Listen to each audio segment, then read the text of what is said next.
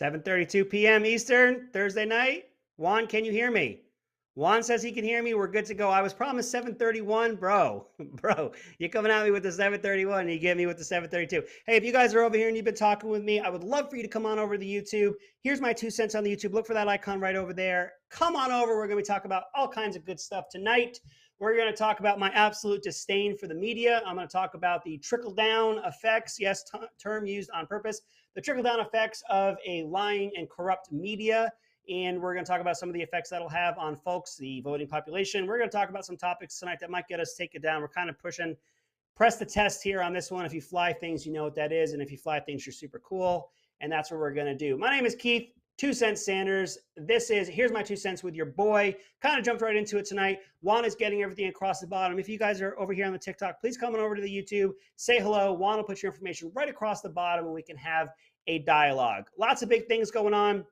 We could talk about Tucker Carlson being taken off Fox News. We could talk about kind of a cleaning of house because Dan Bongino got taken out over there too. Folks are saying Judge Dean perhaps is on the chopping block.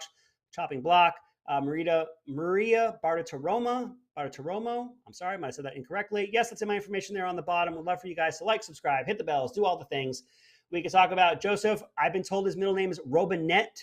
Robinette Biden has officially launched his re-election campaign.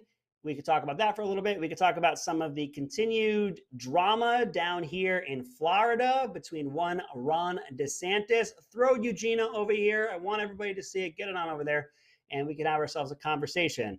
Tucker Carlson is the truth I'm seeing over here. Okay, I was looking over here to see if we could get any kind of a topic to start us off. There she is, Eugenia. You are absolutely the best. Thank you so much for being here. Tell your friends about it. Give us a share, a like, a comment, all the fun things. Again, if you guys are over here, come on over to the YouTube. Here's my 2 cents. You just got to look for that icon right there. We'll have a dialogue over here. I can't talk to you if you're over here, but I can talk to you if you're over here. Tucker Carlson, I have said, and if you watch my YouTubes, not my YouTubes, but my TikToks, I have said for quite some time, I am surprised that Tucker is still on the air. I thought some of his comments, let's just talk about the replacement theory. I thought that was pushing enough buttons that it was going to get them to come after him. He did not, in my opinion, agree with the outcome. Tammy, you're the best. Love seeing you here. I'm not saying he didn't agree. I don't think he trusted the results of the 2020 election. I'm not saying I do or don't. Don't take me down. I'm talking about my perception of somebody else. He has made jokes along the way, things along the lines of Joseph Robinette, I think I'm saying his name correctly. Biden had 81 million votes, and he would make jokes along the lines of, I didn't get a chance to count them all, things like that. So I don't know so much that he agreed with that. So his replacement theory, how he would approach the 2020 election and things that he would say about that. He actually had the goal to talk about the plight of men in America, that he pushed back against this overarching men have it easy, men have been given everything to them. He did specials on what actually plagues men, because a lot of people don't realize this, but men actually have emotions and men are known to actually be depressed. I think it's something like 7 times more likely to commit suicide than a woman, almost as likely to be experienced or to be a victim of SA. I will use the initialisms on that because that one I think press the test too hard on that one. And he's done whole specials on how things actually affect men. But of course, when he does that, it is then interpreted as, well, if you're bringing up things that are happening to men, then therefore you're minimizing what is happening to women. No, that's not the case. And if that is the case, then it is the feminist who, by elevating and shining a spotlight on the plight of women, aren't you then by your own definition downplaying the plight of men? So if it goes one way, it goes the other. I think was the point that Tucker Carlson was always making. I'm not here to say that anybody's life is easy, that mine is easy, that anybody else is hard or isn't hard. Everybody has everything that they're going through. What I am talking about is that Tucker Carlson had the gall to say, yes, life affects men too. I think that was a big one that folks had a real hard time with. I'm not saying that's what took him down.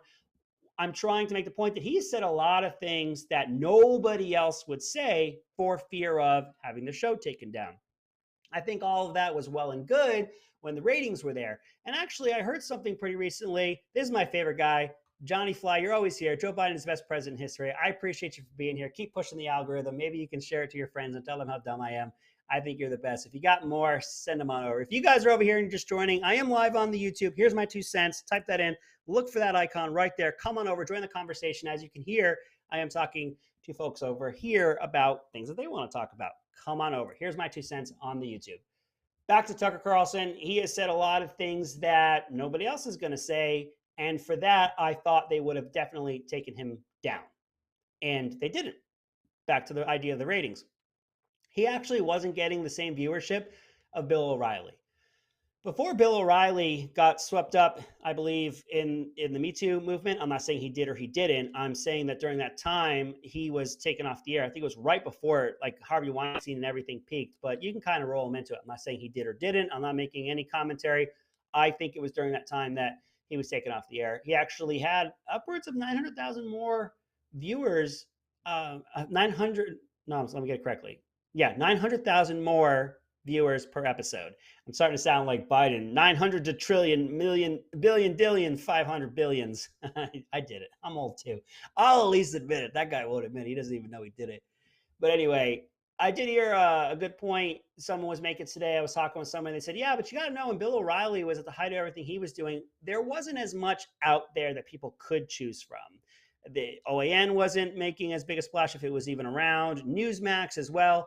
More and more commentators on YouTube, TikTok, Twitter, you name it. And I think that a lot of that is sort of fractured out. For a long time now, Fox News, though, has actually sort of been the home for the Republican or the viewer of the right. And that's generally why they're always stomping MSNBC, CNN, and the like, because all of them, actually from the left, are all splitting the left viewership.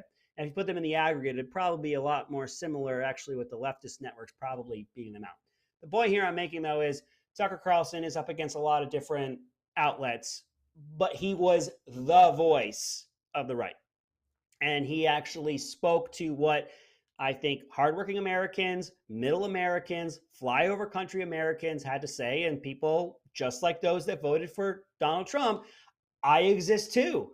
I have problems in my life too. I have things that I find important too, and I'm not wrong for that. And people probably heard Tucker Carlson saying what they were thinking, and that made them gravitate. But he did say things, like I said, the replacement theory that he talked about. I'm not making commentary on that. His view on what happened during COVID, and he's actually brought up the plight of men in this country to say, hey, men suffer too. And I think these topics really had people on edge. But again, he had the viewership. But then the Dominion settlement came. I'm no rocket surgeon. I'm a conservative. So, of course, you know that I'm not very intelligent. If you guys are over here, it's a much better experience on the YouTube. Here's my 2 cents. Search for that. Come on over. It's a better experience. If I had to guess, and I don't know, and nobody knows, and there's a lock solid non-disclosure agreement, NDA, I believe a deal was made. We're going to settle down from, I think, the 1.5 billion to the about half as much, but I want the scalp of your number one guy. I want his scalp on my mantle. I'm guessing. I do not know. I could never possibly know. I'm only opining, prognosticating here, and I'm actually using big words that Bill O'Reilly used to use, and I'm doing that on purpose. If you know, you know. I think that deal was made. I have no proof of that, but if I had to guess, that's my guess. I think it was, I want his scalp.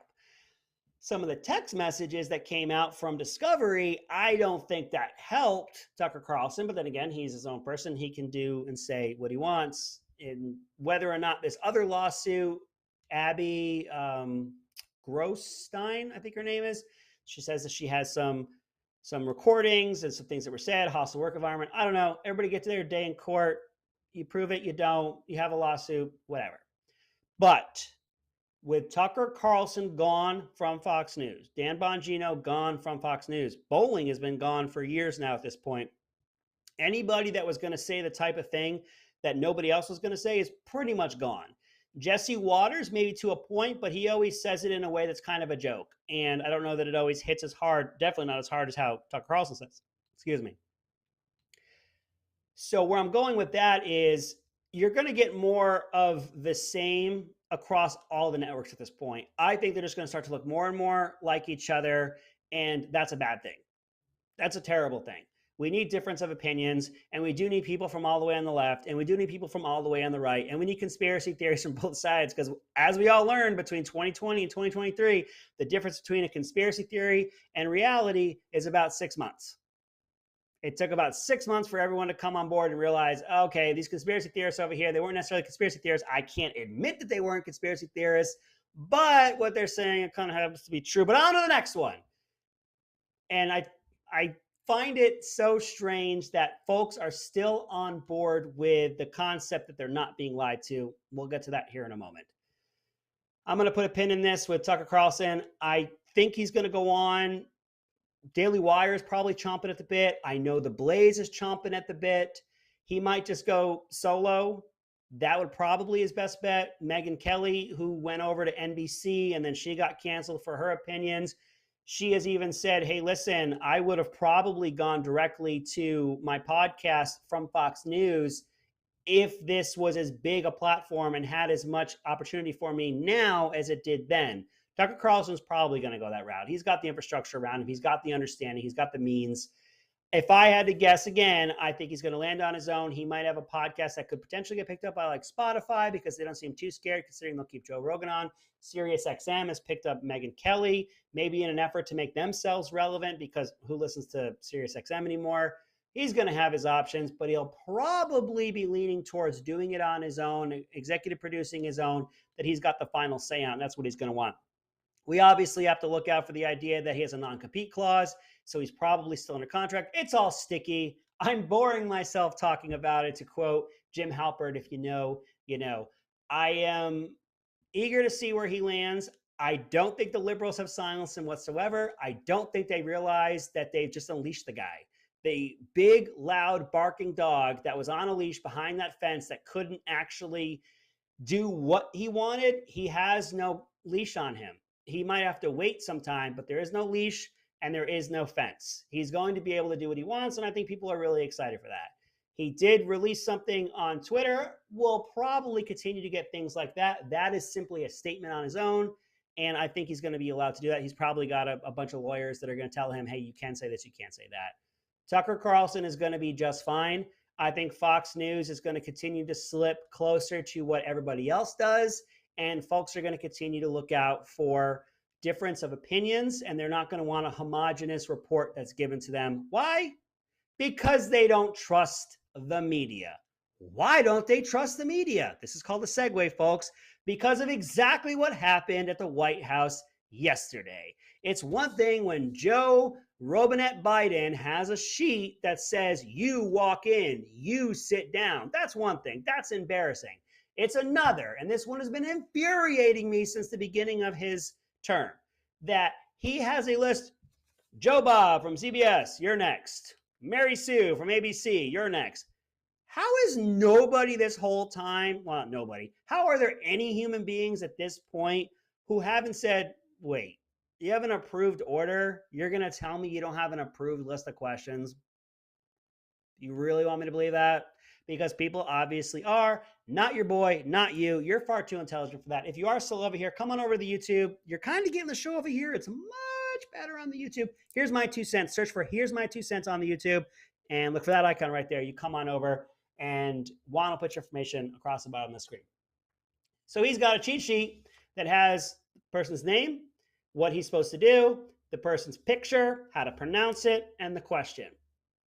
I haven't seen anything from that person, but I have seen something from the LA Times where she works, and I thought this was very interesting. I cannot lay claim to it. I saw it on Twitter. I really wish I had remembered the person's name, but they commented in there and said, and in commenting on what LA Times said, LA Times said, we did not supply the questions to the White House ahead of time. I'll bet you that's factually correct. This person said the White House supplied the questions to the reporter. I'll bet you that's what it was. And when I saw that, I said, I'll bet you that's what it was. They go to the sympathetic ones. They go to the pathetic ones. They go to the ones they know are going to do their bidding. And they say, hey, you want to be first tomorrow? You want to be on TV? Because she was first. Here's a question for you. And then you just reword it and go ahead and ask him that question. The defense that CNN did on behalf of the LA Times, on behalf of the mainstream media as a whole, because they got to keep themselves protected, they actually had, word of the day is gall, they had the gall to say it wasn't the exact question. Gotcha, sucker, suckers. It wasn't the exact question. Oh my gosh, it was so close, But you're right. You're right. It was not exactly the same. So nothing wrong here. Nothing to see here, folks. It was just almost the same question. And back to what that person, I really wish I remember that person's name. I think they're right. I don't think that the questions were supplied from the LA Times to the White House. I think it was the exact opposite. I think the White House goes to those that are their friends, because they're all friends. They all work together at some point, and they supply to them, hey, hit them with a question like this, hit these points here, and that's exactly how we're going to do it. And you will be first. Kind of lines up, don't you think? Kind of lines up. She was first. He had the question. It sounded an awful lot like it. I can make my jokes. You can laugh at him. You can laugh directly at this man. It's infuriating. It's infuriating. We don't trust them. And they continue to harp on us of how wrong we are and how conspiratorial we are and how tinfoil hat wearing we are when they lie to us, when they work in concert together, when they collude, when they clearly push one narrative. You name the topic, they will push it. In the 2022 election, it was a threat to democracy. It's a threat to democracy. Every news outlet said it. Every talking head said it. They all said the same thing. It's a threat to democracy. Well, guess what? The Republicans won the House. Is your democracy still here? It still looks like your democracy is here. They got a 50-50 in the Senate, and we have a majority of the governor's mansions in this nation. How's that democracy doing? I think your democracy is still there, but the media pushed it on behalf of the Democrats. It's infuriating because of the trickle-down effects, term used on purpose, in that it causes folks to not trust other institutions. And then again, you're the conspiracy theorist, you're the jerk, swear of the night, Juan, you're the asshole because you don't believe us. When a whole bunch of ballots show up in the middle of the night and we tell you it's perfectly legit, they were just all brought at the same time, and folks go, well, you know what? You've lied to me before. I saw Joseph Robideau Biden with the list of the questions ahead of time. It makes me not believe you, but sure, tonight I believe you. Sure, this thing that makes no sense to me tonight, you're telling me everything's on the up and up. You're telling me everything's fine. I believe you. I'm going to believe you tonight. But you're the jerk. You're the conspiracy theorist. You're the one that's a threat to democracy because you go, you know this fourth estate that exists that you're so proud of that broke Watergate? Remember that? When you actually held those in power to account, when you said we're not just going to let the executives and the elected officials run roughshod in this country. We're going to protect liberties. We're going to expose corruption. We're going to expose them for who they are. You're in bed with them. You work for them. You don't even work with them. And then you want to, at the same time, because it's always the way it's done, to yell and scream at the American who goes, I just don't believe you. I'm sorry, but I just don't believe you because you've lied to me in the past. But I'm the jerk. I'm the jerk, right? There's effects to this, and it makes people not believe in the institutions that we have.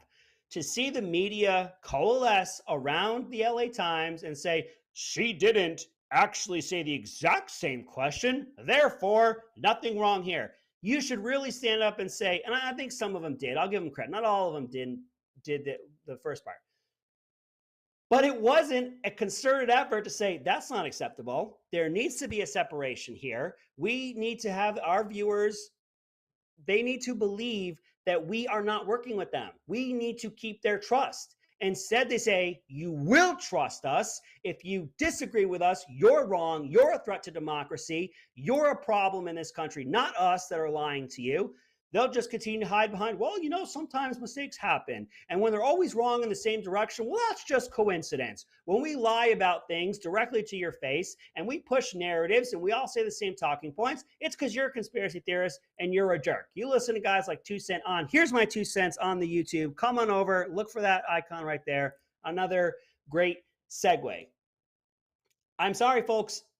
People don't trust our institutions for a reason, and they're not wrong for it. They're really not. Let's do a hard shift this time. I don't have a fun segue for you. I've been wanting to talk about this for some time. Governor Ron DeSantis here in Florida, he's going to be announcing soon. Let me tell you one of the key indicators. Not only is he doing a tour in deep blue parts of this country, which I think is a great idea. Your boy was calling for that after the the 2020 election, I said, we need to go into blue. We need to peel off votes where we can.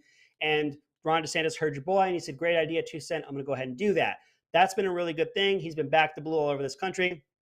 Another indicator is he's on an international trip. I generally don't like that because he's a governor. However, we do a lot of business and foreign, but of course it has to go through the federal government first. I've been a critic of Gavin Newsom when he's done it. I generally don't like it when governors do that. It is within their power. It is within their purview. It generally is, I think, outside of their lane. It's another indicator that he's trying to build his resume as someone who can work with our allies around the world. And then here's a big one that folks might not know. There's actually law in the books that you have to vacate your position if you're running for another here in Florida.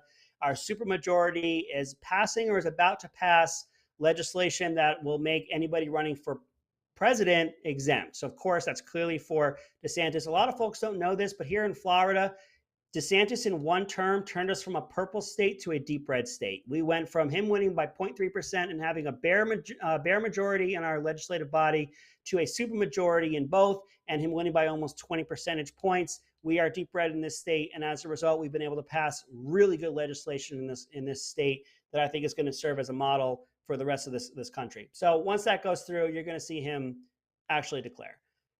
Should he? Man, it's tough timing. It's all about timing in politics, and how he handled COVID, how he pushes back against the woke mob, how he governs conservatively, how he is a federalist, which is to say his level of government is there to protect you from other levels of government. It is not his job to impose his government at the lower levels. It is his job to impose his government at the appropriate level and to shield you essentially from those above you and to protect you from those below you as well. He governs very conservatively, and he has a lot of steam behind him. He has name recognition. He's absolutely going to rocket in the polls as soon as he declares, but he's going against Trump. He's going against Trump, which the media has turned into a martyr, which is on purpose. You may say, well, wouldn't they want to just make him look bad so his voters will run away? His voters aren't going to run away. They're not going to run away. They're angry. They're upset. They don't like the way that things happened in 2020. They haven't trusted things since then.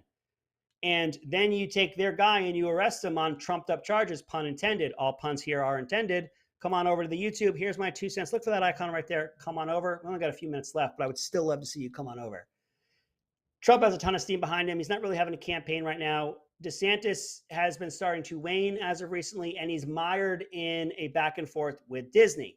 It is factually correct to say that Disney has been enjoying many benefits that the other theme parks and a lot of businesses in this state do not enjoy. There's something called the Villages down here who have something similar. I think it was on MSNBC earlier today, was saying it's very common. They use that term. It's very common to have this in Florida. It's not very common. Something similar has happened in what's called the Villages, which is a massive sort of township of retired folks that has its own post office. It gets multiple post offices. They have a police and the like. It gives them the ability to have a level of governance. And then I think also the Daytona Speedway, with its size and what it has to do, has some benefits of being such a large entity. But to say it's very common here, Universal Studios doesn't have what Disney has. SeaWorld doesn't have it. Busch Gardens doesn't have it. You name it, nobody else has what they have. And it is factually correct to say that in a business sense, it's not necessarily fair. DeSantis has clearly used this as his absolute long pole in the tent, standing on this rock. This is where woke goes to die. He is going against the Walt Disney Corporation, and he is signaling to America, I will not bend the knee to the woke corporate entities of this country. He's doing it on a national level. It is for him to say, this is who I am. This is how I will govern. I will not bend to corporate America that has been absolutely run over by liberal ideology. Look no further than Anheuser-Busch. Yes, I know they've been bought by a European company. It is still an American iconic brand that is absolutely tanked because they put the face of a man in woman face on their can, and that has absolutely been a backlash towards them. And I am not angry about it whatsoever. I am seeing more and more women stand up and say, I am not here to tell anybody else how to live, but you're not going to put me down for being a woman and wanting a level playing field. I am so glad to see women standing up and saying Title IX protects women in sports and an opportunity. You're taking away my opportunity. There are actual truths here to life. And I'm glad to see that people are standing up for the rights. And again, we're not saying you can't live your life like this. What we're saying is don't take away from the opportunities of other people that are women. I refuse to use any qualifiers. I don't say cis, that's made up and nonsense. I don't say biological. You are a woman, you are a man. You want to live as a woman, that has nothing to do with me. I am a conservative. You live your own life, so much so that I have nothing to say about that. But back to DeSantis, he's going to be announcing soon. I'm not quite sure how this is going to go, considering Trump has all the wind behind him. Of course, the media in concert and working for, as proven, as working for the DNC, they're going to continue to push Trump as the martyr. This is actually something I should have brought up a while ago. The Democrats really rolled the dice in 22 and endorsed a lot of candidates that were pro-Trump or endorsed by Trump. And folks said, hold on a second, you kind of did that in 2016 and it backfired on you. I think they just honed it. They sharpened their skills on that one. And Johnny says Trump lost. Okay. And the sun sets in the east? Huh? So I digest. We move on. They're going to continue to push him as a martyr. It's going to continue to bring home the base. The timing on this for DeSantis is not very good. He can definitely maneuver and muscle for rank. If you know the quote, let me know. He's going to have to dodge the bullets coming his way from Trump. He can't get down in the mud with him. He just can't. Others have tried. You will fail. You can't go down into the mud. He has a brand to protect. The timing would say, considering how he has governed, especially through COVID, especially against the woke mob, how he didn't defund his police. He actually reinforces police. He's been giving bonuses to folks coming in. He's been giving bonuses to those who are already there and running with a surplus. We've been running with a surplus in this country under his conservative leadership. Now is the time for him to run. He absolutely has to dodge the bullets from Trump. He has to protect that brand. Should he not win the nomination in 24, of course, he'll be a front runner going into 28. I'm not quite sure what he'll do with his career because he's going to have to take a term off from being governor. But anyway, that's a little further down the line. Now's the time for DeSantis to run. He has to protect the brand. It's going to be a difficult minefield for him to navigate through. He'll probably be very good at it. He's going to declare very soon. And once this gets passed here in Florida, then he'll officially announce it. But we have folks all over the place. Asa Hutchins or Hutchinson. He's an also ran, and then Larry Felder and all these other people are jumping in. It's purely just going to make it easier for Trump to win the primary, but we'll get more into that later because we are very close to 8 o'clock. And what happens at 8 o'clock, Juan? We go off the air because my show ends at 8 o'clock. I, the true professional, I'm going to say goodnight to everyone. We'll see you next week.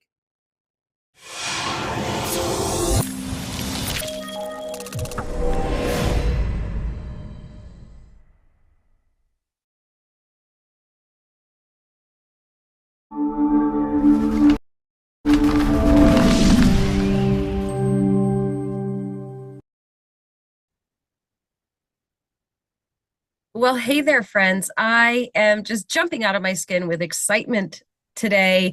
I get to interview someone who has been a huge, huge part of my growth in my faith. And this is just, this is better than interviewing any celebrity or, famous person. For me, I just... Look at me. I can't even control myself. I'm so excited. So stay tuned. In just a moment, we're going to be talking with Pastor John Paul Miller of Solid Rock at Market Common Church. And I will try and pull it together, guys. Here we go.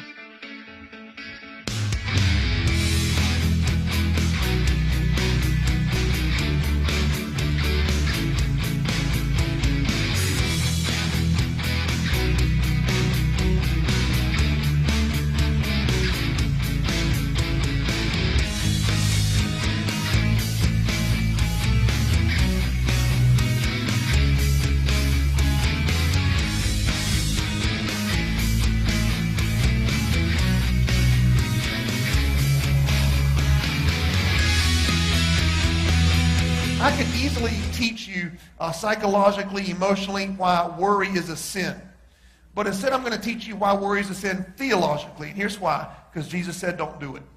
Just right there, flat out. He says don't do it, you do it, it's a sin. And here's why it's a sin. Worry accuses God of not providing.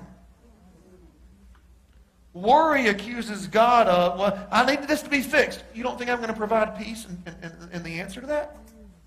Worry accuses God. Well, you think I'm going to let something happen? You think I'm not going to protect? You think I'm not going to provide the things I said I would provide for you? Stop worrying.